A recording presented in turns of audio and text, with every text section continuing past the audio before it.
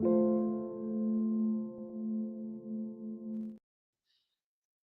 everybody, today Hola a todos. Hoy es miércoles, 20 de mayo de 2026, y nuestro querido amigo, nuestro hermano Laith Marouf, desde Beirut, está aquí con nosotros. Bienvenido de nuevo, Laith. welcome back, Leith. Encantado de estar contigo, Nima. Let's start, Leith, with the latest news about Empecemos, Laith, con las últimas noticias sobre el campo de batalla. Hemos sabido que usando drones FPV han alcanzado 3 baterías del domo de hierro. ¿Y qué más podemos saber del frente entre Hezbollah e Israel? What else can we learn from the battlefield between Hezbollah and Israel? Bueno, estos vídeos eran impresionantes. Obviamente, esas baterías están dentro de la Palestina ocupada, así que eso significa que Hezbollah está volando esos drones FPV a decenas de kilómetros. No creo que hayamos visto algo así antes en ningún otro frente de batalla, ni los ucranianos ni los rusos. Y están atacando esas baterías, además de otros objetivos militares. Hemos visto algunos videos de colonos en esos asentamientos del norte, mostrando que hay cables tendidos encima de sus casas o junto a sus coches, dándose cuenta de que hubo alguna operación la noche anterior cerca de sus viviendas.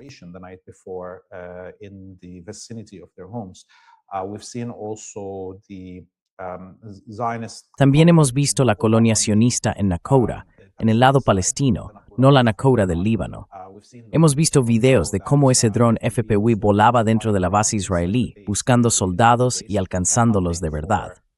También vimos un video publicado ayer por Hezbollah, con motivo del aniversario del acuerdo del 17 de mayo de 1983, después de que Israel ocupara Beirut e impusiera a un presidente colaboracionista, Pierre Gemayel. Él firmó, el 17 de mayo de 1983, un acuerdo de rendición. Básicamente publicaron ese video para mostrar al gobierno del Líbano, que ahora mismo está negociando con los sionistas en Washington, que ese acuerdo no prosperará, que lo que firmen no tiene importancia. Y el video era impresionante.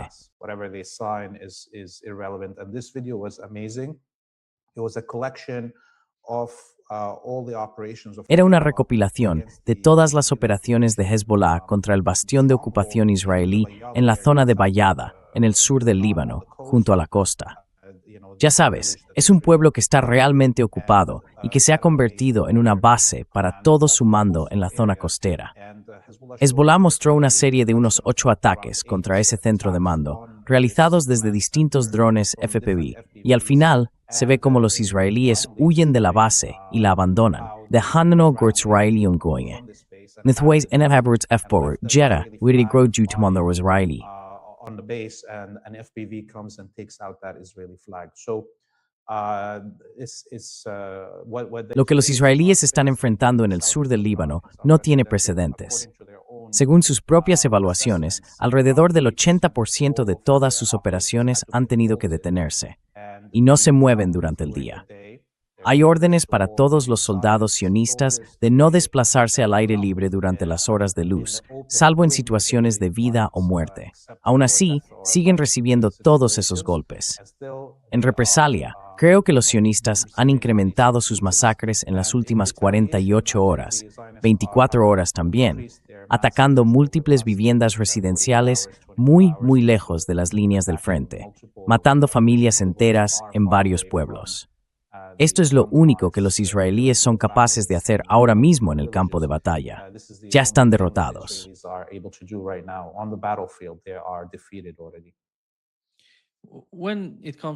Cuando hablamos de los ataques israelíes en Líbano, en teoría se refieren a objetivos de Hezbollah o a algo relacionado con Hezbollah.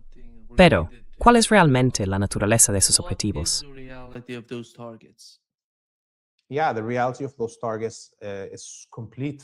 Sí, la realidad de esos objetivos es que familias enteras están siendo aniquiladas. Y bueno, ¿por qué iba a quedarse un combatiente de Hezbollah en una aldea del sur del Líbano, al norte de Taitainiya, con toda su familia, con varias generaciones. Es absurdo afirmar algo así. Los combatientes de Hezbollah no van a quedarse con sus familias, y sus familias tampoco van a permanecer en sus casas habituales. En su mayoría son familias pobres, muy humildes, que trabajan en el campo y no tienen otra opción, ni otro lugar a donde ir. No quieren estar en centros de refugiados ni en centros de desplazados. Quieren quedarse en sus hogares y poder alimentarse de su propia tierra.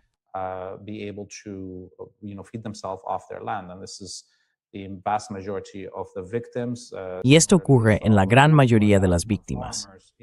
Del mismo modo, hemos visto varios ataques contra agricultores en sus tierras, mientras araban sus campos en las últimas 24 horas. También hubo secuestros de pastores y campesinos en las laderas del Golán y el regreso de algunos de los secuestrados. Todo esto muestra hasta qué punto los israelíes están desesperados. Literalmente, tienen una cuota de muertos que necesitan cumplir por cada soldado israelí que resulta muerto o herido. Tienen una cuota de civiles que deben matar o herir, porque son incapaces de lograr victorias reales en el campo de batalla.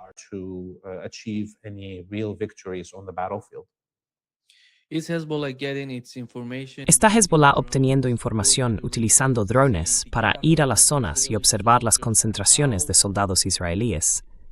¿Y cómo ven ahora mismo la situación en la parte sur?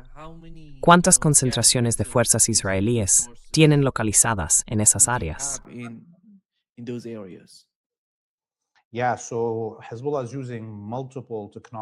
Sí, pues Hezbollah está utilizando varias tecnologías para seguir los movimientos de los soldados israelíes. Una de ellas, claro, son esos drones FPV que se mantienen en el aire. En el video de Al-Bayada vimos que no solo se usan esos FPV para atacar, sino que también hay FPV que vigilan la zona, confirman los impactos y todo eso. Así que ese es un tipo de dispositivo. También vimos en otros videos que Hezbollah está usando visión nocturna y cámaras térmicas para seguir los movimientos de los israelíes durante la noche. Y bueno, hemos visto varios videos en los que se muestran las bajas registradas con esas cámaras de visión nocturna y térmica. Además, hay drones de vigilancia que se lanzan constantemente, no solo esos drones suicidas que se usan en el campo de batalla, aparte de los FPV, sino también drones dedicados a la observación.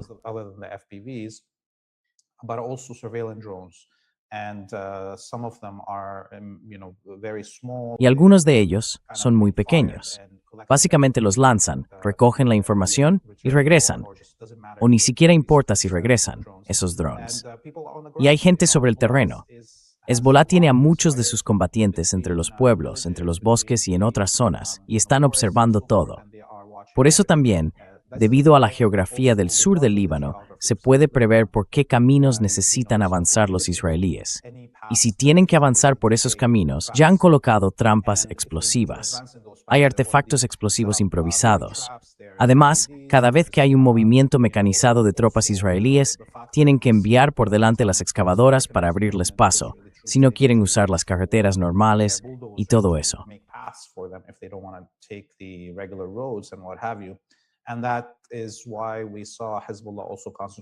Y por eso, hemos visto a Hezbollah concentrarse durante las últimas 2 semanas específicamente en destruir toda la maquinaria de construcción que los israelíes están llevando al frente.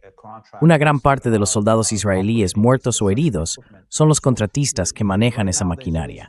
Así que, ahora mismo, los israelíes se encuentran incapaces de mover columnas mecanizadas. Y cuando recurren a fuerzas especializadas, a unidades de infantería, como ocurrió hace 2 noches, en un intento de avanzar desde la zona de las granjas de Sheba hacia el sur del valle de la Bekaa, esa fuerza especial cayó de inmediato en una emboscada. Estaban siendo vigilados. Está claro, está observando todas las bases y cualquier movimiento, incluso a pie, en plena noche.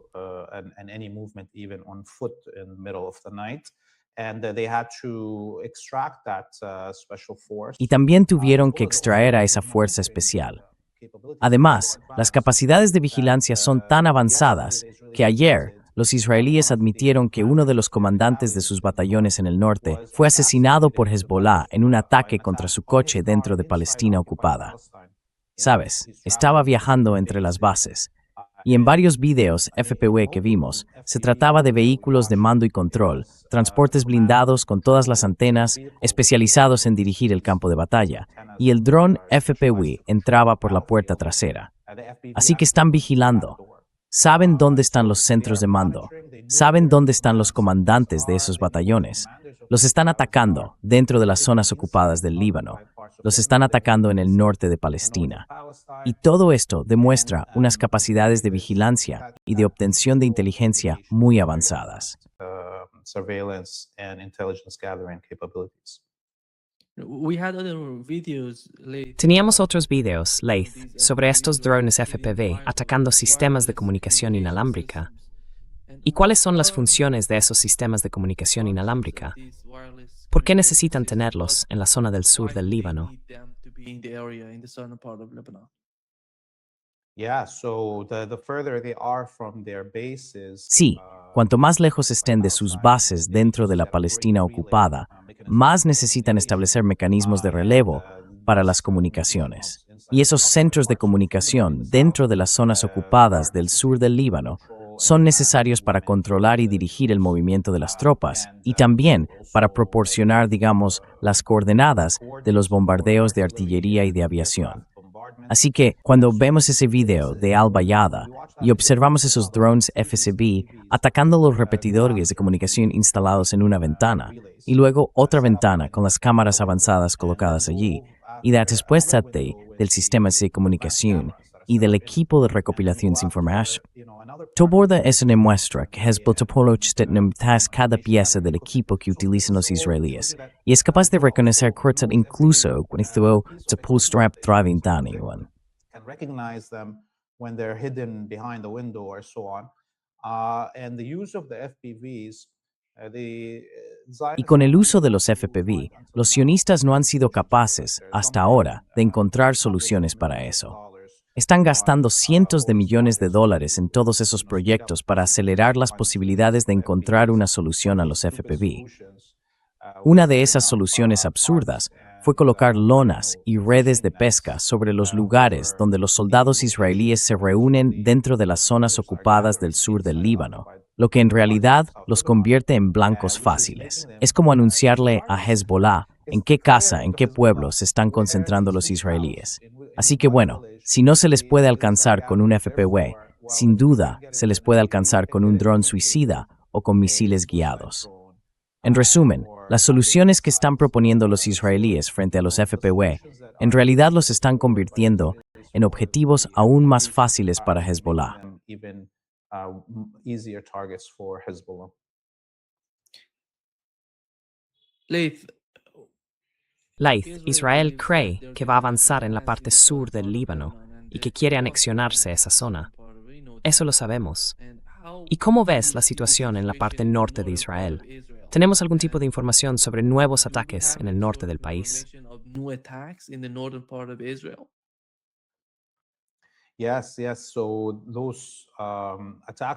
Sí, esos ataques contra las baterías del Domo de Hierro no son algo aislado. No son únicos si hablamos de los ataques en las zonas del norte de Palestina.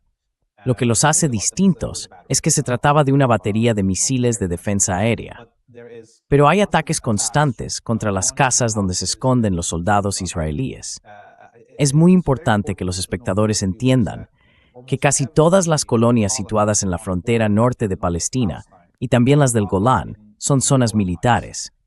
Y los residentes de esas colonias tienen que formar parte del servicio militar o de los servicios de inteligencia. Así que no es que los habitantes de Kiryat Shmona sean colonos normales. No. Son todos soldados, personal militar y agentes de inteligencia. Y durante los últimos 2 meses y medio, básicamente, todas sus familias han tenido que marcharse. Los que se han quedado en las casas ya forman parte del servicio y del combate. Están reunidos en distintos lugares y también están siendo perseguidos. La misma red de inteligencia que tiene Hezbollah en el sur del Líbano la está utilizando en el norte de Palestina y está cazando a estos soldados israelíes en las casas donde se concentran como bases temporales, porque los soldados israelíes tuvieron que evacuar sus bases habituales, ya que eran objetivos demasiado fáciles. Así que desplegaron a sus tropas en primera línea dentro de viviendas residenciales en esas colonias del frente, y ahora Hezbollah los está cazando allí. A simple vista se pueden ver algunas de esas colonias completamente destruidas, a un nivel que no habíamos visto ni siquiera durante la guerra de 66 días de 2024. Así que creo que el daño es enorme. La infraestructura y las comunicaciones, incluso en esas colonias, están tan afectadas como las bases de primera línea.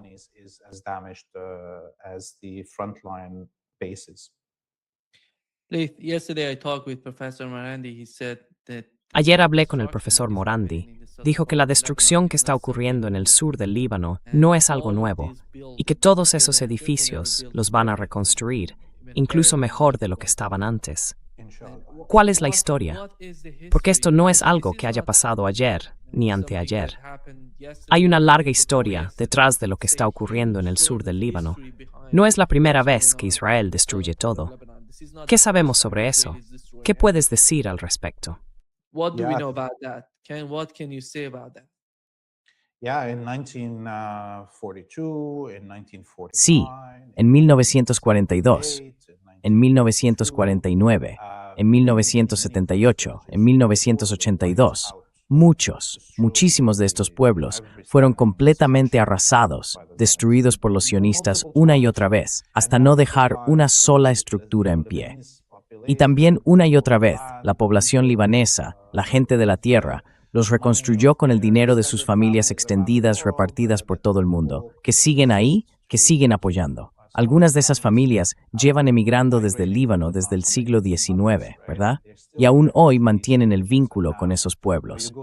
Vas, por ejemplo, a un lugar en Venezuela y hay zonas enteras donde todos los libaneses venezolanos de esa ciudad proceden del mismo pueblo. Tienen una asociación con el nombre de su pueblo de origen, del que emigraron a Venezuela hace 3 generaciones. Y van, invierten en su pueblo, ayudan a sus familias y reconstruyen sus casas.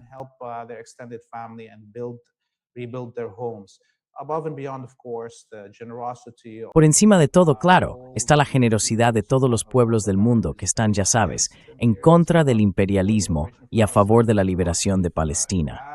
También la generosidad de Irán en la reconstrucción después de la guerra de 2006. Así que no es algo nuevo. Y quiero decir que va mucho más allá, mucho más atrás en el tiempo. Los cruzados hicieron lo mismo. Los cruzados arrasaron pueblos, ciudades enteras y hasta los canibalizaron. Y aún así, la gente volvió a reconstruir. Y las han teniendo los mismos nombres de hace 6,000 años.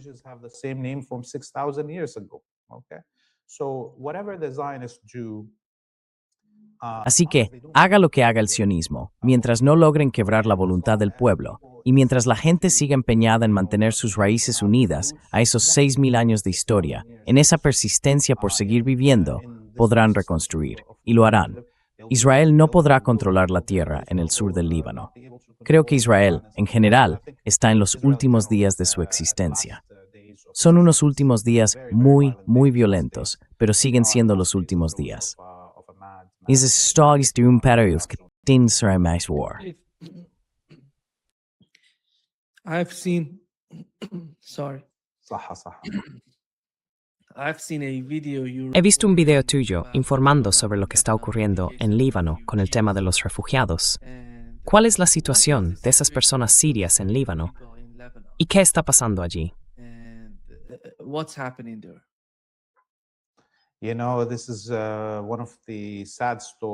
Sabes, esta es una de esas historias tristes de las que casi no se habla. Y claro, sabemos que unos 2 millones de sirios se convirtieron en refugiados en Líbano durante la guerra en Siria. Luego vino la toma del poder por el régimen de Jolani, y al menos otro 1 millón de sirios, de minorías como los alawitas, chiíes, cristianos o drusos, cruzaron a Líbano en aquellos días de masacres. Ahora están repartidos por todo el país, en el sur, en el norte. La mayoría trabaja en empleos muy duros, en el campo o donde pueden. Y el gobierno libanés, en medio de esta situación de guerra, con refugiados sirios dentro del país, que además están siendo desplazados dentro del propio Líbano, los ha abandonado por completo. En este momento no reciben ningún tipo de apoyo de las agencias internacionales.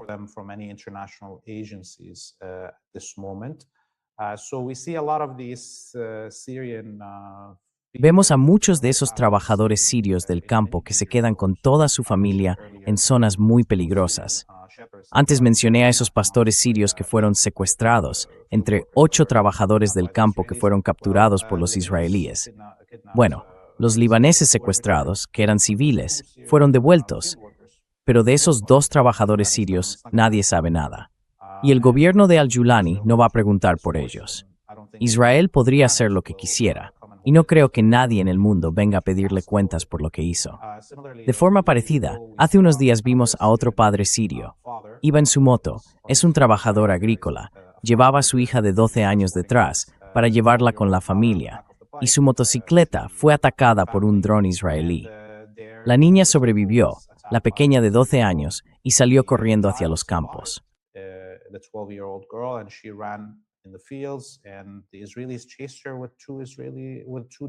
Y los israelíes la persiguieron con 2 drones, con 2 misiles lanzados desde drones, para matarla. Así que esta es, más o menos, la situación de la población siria. El vídeo del que hablas, el informe que mencionaste, fue grabado aquí, en el Paseo Marítimo, cerca del casco antiguo de Beirut. Es una zona donde se celebran festivales y cosas por el estilo, y allí hay toda una serie de campamentos de tiendas de campaña con refugiados de pueblos del sur del Líbano. También hay refugiados sirios en esa misma zona de tiendas. Y la policía libanesa y el gobierno libanés quieren por la fuerza sacar de allí a los refugiados sirios que están acampados y arrojarlos en la frontera con Siria. Y por supuesto, muchos de ellos son buscados por el régimen de Jolani porque pertenecen a minorías y serían maltratados si regresan a Siria.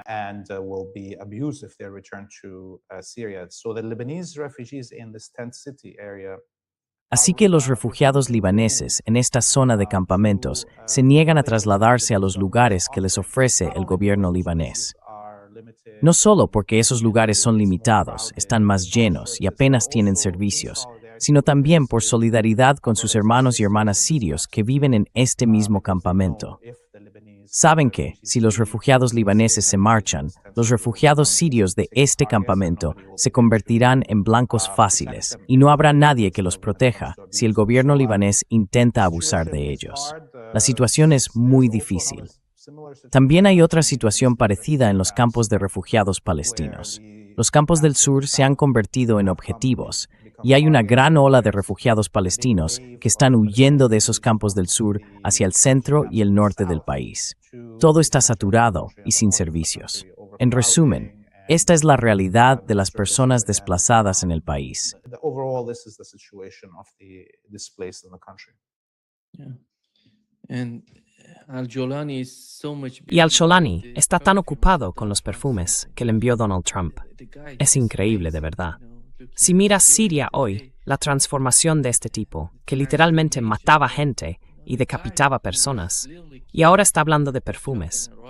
Gracias, Donald Trump. ¿Cómo crees que van a percibir eso los sirios que están en Líbano y ven que estas cosas están pasando?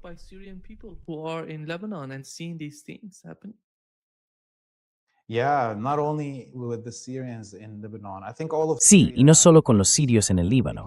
Creo que toda Siria está despertando ahora mismo. Verás, hay parte, digamos, de la clase liberal en Siria que se dejó engañar por ese discurso sobre la democracia y la libertad de expresión que Occidente promovió durante la llamada Primavera Árabe. Y ahora, ves a esas mismas personas, esa clase liberal, volviéndose en realidad contra Jolani. Luego están las comunidades que vienen de las regiones periféricas, como Deir ez-Zor, por ejemplo, de donde viene mi familia, a orillas del Éufrates, cerca de la frontera con Irak. Esas comunidades quizás sintieron que estaban un poco aisladas de las ciudades, de los centros y de los recursos del gobierno de Assad. Y ahora precisamente están pidiendo que Deir ez-Zor se unifique con Irak. Veo. La gente que está en Daraa, en el sur de Siria, justo al lado de los Altos del Golán, fueron los primeros en manifestarse contra Assad en 2011 y 2012. Ahora mismo están armados, expulsando a las tropas del Julani, y algunos incluso atacan posiciones israelíes. El país, en gran parte, ha despertado a la realidad de quién es al-Julani. Si antes algunos se dejaron engañar, hay que recordar que al menos la mitad de la población siempre estuvo en contra y apoyó al gobierno de Damasco y a Assad. Pero ahora estamos viendo cómo la otra parte del país también está abandonando al Julani.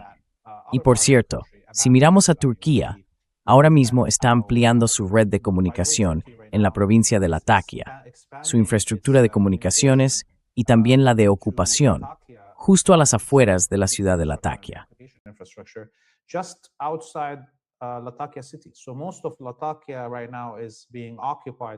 Ahora mismo, gran parte de Latakia está siendo ocupada abiertamente por los turcos. Así que podemos ver que la costa del país podría levantarse en cualquier momento. Y bueno, ayer los israelíes secuestraron a 2 civiles de la región de Quneitra. Hay múltiples ataques israelíes contra distintos pueblos en Daraa y Quneitra. La situación es muy frágil para al-Julani. Y por eso creo que publicó ese tuit tan absurdo, ¿sabes? Lo hizo para llamar la atención de su jefe, porque el país se está desmoronando y no va a poder ocultarlo. Necesita captar la atención de la Casa Blanca para encontrar la forma de financiar su gobierno, o al menos someter algunas zonas del país que están prácticamente en rebelión abierta.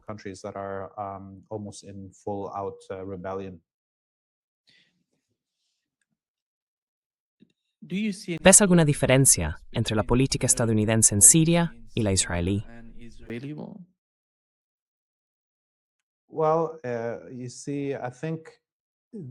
Verás, creo que Estados Unidos retiró su control sobre gran parte de Siria y la dejó en manos de una competencia entre Turquía e Israel.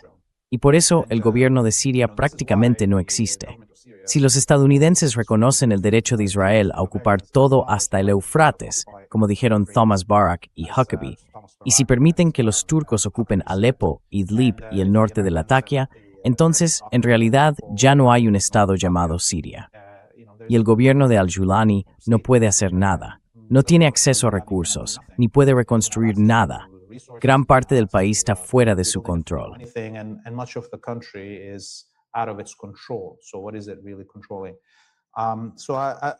Entonces, ¿qué está controlando realmente? Creo que en cuanto a la política de Estados Unidos en Siria, se trata de dejar que otros se encarguen del asunto, 1 o 2 de sus vasallos en la región, sus virreyes.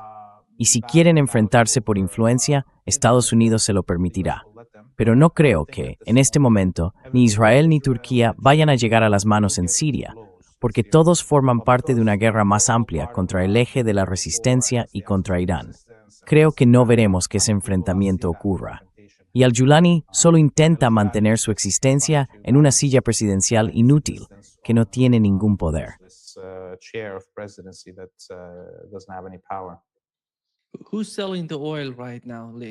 ¿Quién está vendiendo el petróleo ahora, Laith? Tuvimos fuerzas estadounidenses en la región, cooperando con el pueblo kurdo, y luego vendiendo el petróleo a Israel. ¿Se sabe quién está vendiendo? ¿Cuánto están vendiendo? ¿Y cuánto de ese petróleo va a volver a Siria?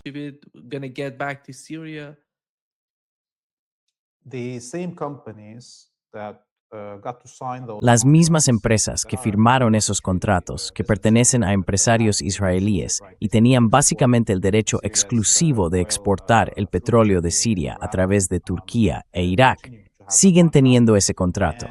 Y en lugar de que los contratistas kurdos que controlaban el noreste de Siria reciban una parte, ahora va directamente a Turquía. El hijo de Erdogan forma parte de esa gran empresa que está exportando el petróleo robado de Siria e Irak hacia la colonia sionista.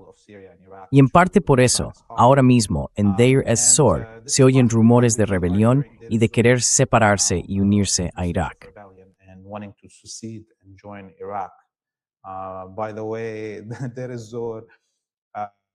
Por cierto, Deir ez-Zor celebró un referéndum en los años 20 y decidió formar parte de Irak.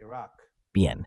Y luego, en plena guerra, los británicos estaban maltratando a la gente allí. Así que hubo una revolución, tanto en Irak como en Deir ez-Zor. La primera revolución en Siria empezó precisamente en Deir ez-Zor, y se proclamó una república de Deir ez-Zor cuando la revolución en Irak no llegó a triunfar del todo. Ahora estamos viendo algo así como ecos de un regreso a aquello. Las tribus y familias de la zona de la Yazira, entre los dos ríos, al noreste de Siria y al sur de Turquía, son las mismas que viven en el norte de Irak. Y eso probablemente está asustando muchísimo a al-Julani. This is probably scaring the hell out of al-Julani. It's also probably scaring the shit out of Erdogan because Probablemente eso también esté asustando muchísimo a Erdogan, porque si las tribus de ambos lados de la frontera, alrededor del río Eufrates, se unen, podrían eliminar fácilmente cualquier presencia de al-Gulani, del régimen de Gulani. Y bueno, ya vimos lo fácil que fue para el ISIS borrar esa frontera gracias a las conexiones entre las tribus y todo eso. Así que creo que esta es la parte más preocupante para los estadounidenses y los israelíes, si quieren seguir controlando los campos de petróleo y gas. Por eso, probablemente veremos asesinatos de ancianos de distintas tribus en Deir ez-Zor, si los israelíes y los turcos quieren mantener ese control sobre el petróleo. the Israelis and the Turks want to continue controlling that oil. Laith, if the new round of wars Laith, si empieza una nueva ronda de guerra, la Guardia Revolucionaria iraní ha anunciado que no será una guerra regional, que irá más allá de la región. ¿Cómo ves ahora la coordinación dentro del eje de la resistencia? Hablo de Hezbollah, Yemen, Irán, y también has mencionado Irak. Creo que uno de los puntos más importantes es precisamente lo que está ocurriendo en Irak. Hemos recibido informes de que había 2 bases secretas israelíes en territorio iraquí y que Estados Unidos permitió su presencia allí. Supuestamente estaban para llevar a cabo algo contra Irán. ¿Qué sabes tú de eso? What is your understanding of that? Yeah, I mean that statement by the IRGC saying that Sí, bueno, esa declaración de la Guardia Revolucionaria iraní diciendo que no va a ser una guerra regional, sino una guerra suprarregional, o sea que incluirá regiones más allá de Asia Occidental. Creo que son muy sinceros en lo que dicen, porque la última vez Irán intentó evitar que se convirtiera en una guerra suprarregional y advirtió a países fuera de Asia Occidental que eran clave en la continuación de los ataques contra él, que podrían ser atacados. Y vimos esos ataques, ya sabes, ataques no reconocidos, no declarados, que ocurrieron en Chipre, en la base británica de Chipre. Pues bien, esto se convertirá en ataques abiertos contra Chipre, contra Creta. attacks on Cyprus, on Crete, the Soda base in Crete Island is La base de Suda, en la isla de Creta, es la base naval más importante de la OTAN en todo el Mediterráneo Oriental. Sería fundamental neutralizarla, por ejemplo, para asegurarse de que los suministros de cualquier sistema naval de defensa aérea desplegado en el Mediterráneo Oriental para proteger a la colonia sionista no lleguen a su destino. Del mismo modo, las bases aéreas en Hungría, en Europa del Este, que se usaron para atacar a Irán, las bases aéreas en Djibouti, las bases de la OTAN en Djibouti, que también se utilizaron, y la base en Diego García. Y cualquier equipo naval que vayan a usar los miembros de la OTAN en cualquier punto del Mediterráneo Oriental, en el Mar Rojo, en el Mar Arábigo o en el norte del Océano Índico, se convertirá en objetivo. Indian Ocean will become targets. So Mira, en los 43 días de guerra que vimos antes, Irán consiguió destruir todos los aeródromos de Asia Occidental. Y por eso Estados Unidos empezó a enviar esos superbombarderos desde su propio territorio, desde dentro de Estados Unidos, para bombardear Irán, o bien a usar las bases que tiene en el Mediterráneo Oriental, en África Oriental y en el Océano Índico para atacarlo. Pues bien, Irán no va a permitir que eso vuelva a ocurrir en la siguiente fase de esta guerra. Y esto, creo yo, no solo va a beneficiar a Irán, sino también al Líbano. Mucha gente piensa que Israel está luchando solo contra Hezbollah. No, no, no. Hezbollah lleva 3 años combatiendo también contra toda la OTAN.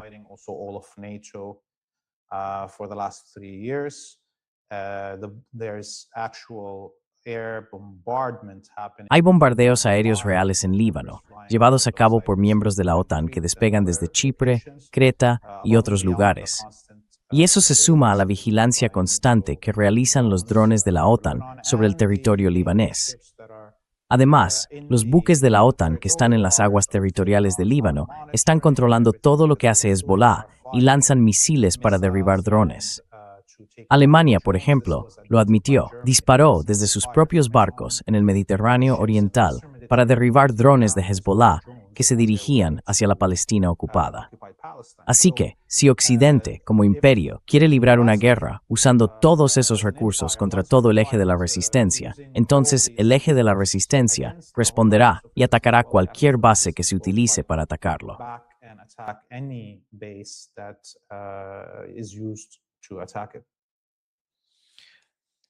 Laith, Líbano es, creo yo, la base del eje de la resistencia, al menos en mi opinión. Y lo que está ocurriendo en Líbano tiene una importancia especial para todo el concepto del eje de la resistencia. ¿Cómo ves al gobierno libanés y sus negociaciones y conversaciones en curso con Estados Unidos? Supongo que quieren ejercer mucha presión sobre Hezbollah, porque saben que Hezbollah está respondiendo y saben cómo hacerlo. No se trata solo de escuchar lo que pasa en el campo de batalla. Eso es simplemente observar. Estamos viendo lo que hace Hezbollah, como acabas de mencionar, las capacidades de Hezbollah. Así que, la única forma de debilitar a Hezbollah va a ser a través del gobierno libanés. ¿Y hasta qué punto crees que pueden presionarlo?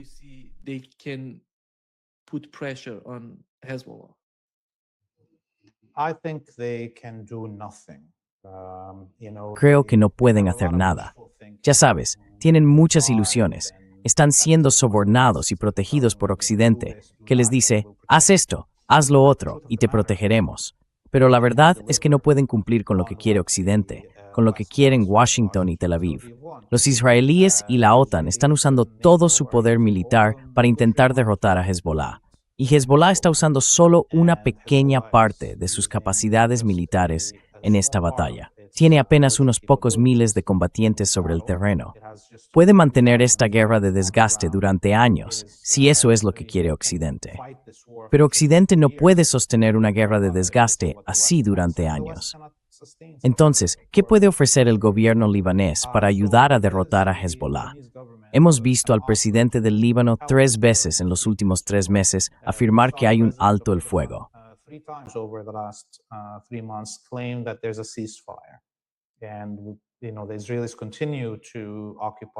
Y los israelíes siguen ocupando y bombardeando, mientras Hezbollah responde todo el tiempo sin preocuparse por lo que diga el presidente. El ejército libanés no puede usarse para atacar a Hezbollah. Es débil, no tiene el equipo necesario y desde luego no podría hacerlo mejor que los israelíes. Y si llegara a haber una orden para que el ejército atacara a Hezbollah, habría un motín, probablemente un golpe militar en el Líbano. Así que lo que espero es que sigamos viendo esta especie de farsa de negociaciones entre el gobierno libanés y los israelíes, que continúan sin llegar a nada, porque si firmaran algo, no podrían hacerlo realidad. No tienen el poder para ello. Y si firmaran algo de inmediato, el Parlamento lo rechazaría y el gobierno se vendría abajo.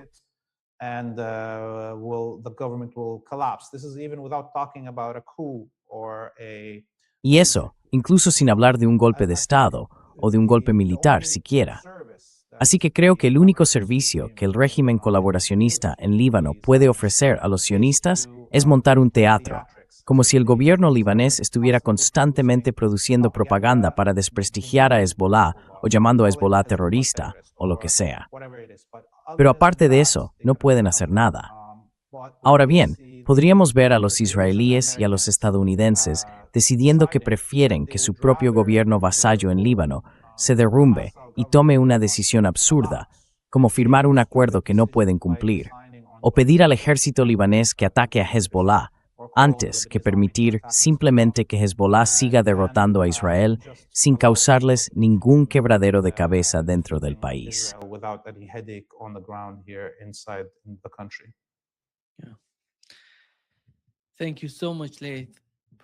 Muchas gracias, Laith. Por favor, entra en www.freepalestine.video. Justo debajo del nombre de Laith puedes encontrar la dirección de la página web. Puedes encontrar a Laith en freepalestine.tv y también en tu cuenta de X. que es freepalestine.tv. It's freepalestine.tv as No, well. no, it's No, es @TV Free Palestine en YouTube y en X.